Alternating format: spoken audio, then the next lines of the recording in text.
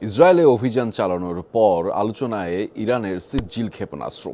পবিত্র কোরআনে বর্ণিত আব্রাহার হস্তি বাহিনী ধ্বংসের ঘটনা থেকে এই ক্ষেপণাস্ত্রের নামকরণ করা হয়েছে সিজ্জিল।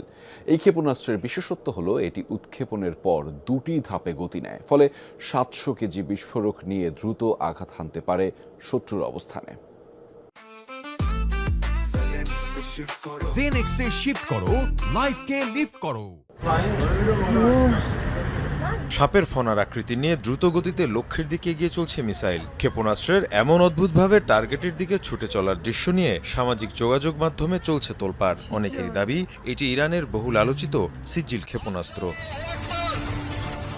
দুদিন আগে সর্বোচ্চ ধর্মীয় নেতা আয়াতুল্লাহ খামেনি ঘোষণা দেন ইসরায়েলের বিরুদ্ধে সবচেয়ে বড় অভিযান শুরু করেছে ইরান। তেহরান বলছে এর পরপরই ইসরায়েলি ভূখণ্ডে ছোড়া হয় সিজ্জিল ক্ষেপণাস্ত্র।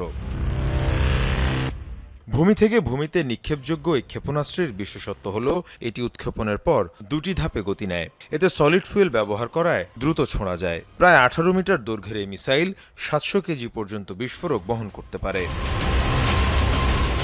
সিজ্জিলের সর্বোচ্চ পাল্লা আনুমানিক ২০০০ কিলোমিটার। এর সবচেয়ে বড় সুবিধা হল দ্রুত উৎক্ষেপণ সক্ষমতা। এর পাশাপাশি এটি রাডার ও প্রতিরক্ষা ব্যবস্থা ফাঁকি দিয়ে লক্ষ্যবস্তুতে পৌঁছাতে সক্ষম। সিজ্জিল ক্ষেপণাস্ত্র প্রকল্প শুরু হয় ৯০-এর শেষ দিকে। এটি মূলত জিলজাল নামের স্বল্প পাল্লার ক্ষেপণাস্ত্র কর্মসূচির ওপর ভিত্তি করে তৈরি। পবিত্র কোরআনে বর্ণিত সূরা ফিল থেকে নেওয়া হয়েছে সিজ্জিল শব্দটি।